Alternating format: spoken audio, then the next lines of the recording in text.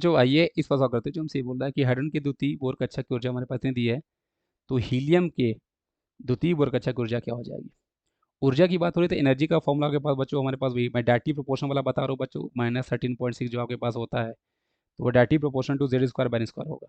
तो आप देखो एनर्जी का ये फॉर्मूला होता है, वेलोसिटी का आपके पास directive proportion to Z by N होता है, और रेडियस आपका directive proportion to N square by Z होता है। ये आपके दिमाग में एकदम होना चाहिए। तो कई बार एग्जाम में आप डायरेक्टली ऐसे सॉल्व कर लेते हो। अब यहाँ पे मजे की बात क्या है बच्चों की, उसने द्वितीय बोर कक्षा और द्वितीय बोर कक्षा मतलब चाहे हाइड्रोजन और हीलियम दोनों के लिए उसने एन के लिए उसने हमसे क्वेश्चन में 2 फिक्स कर रखा है, तो एन दोनों केस में सेम है। तो आप यहाँ पे energy is directly proportional to Z square आप यहाँ पे यूज कर सकते हो। अब एनर्जी आपको बच्चों लेना है हाइड्रोजन को, उसका रेशो आपको निकालना है एनर्जी ऑफ हीलियम प्लस का। अब डायरेक्टली प्रोपोर्शनल टू जेड है, तो एच मतलब हाइड्रोजन के लिए जेड के लिए बच्चों 1 होती है तो 1 का स्क्वायर, और हीलियम के लिए 2 होती है 2 का स्क्वायर आपके पास बन जाएगा। तो ये मेरे पास बन के आ गया। आई होप आप इस चीज़ को समझ रहे हो बच्चों। आप इन क्वेश्चंस को इस तरह से सॉल्व करना सीखो, अदरवाइज आप टाइम बहुत अपना वेस्ट करोगे। और आपको ये चीज़ पता है कि जेई के एग्ज़ाम में टाइम भी बहुत बड़ा मैटर करता है।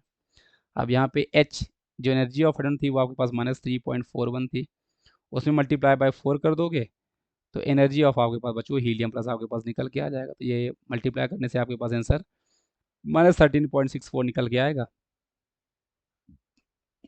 और वही आपका इस क्वेश्चन का हमारे पास सही जवाब हो जाएगा।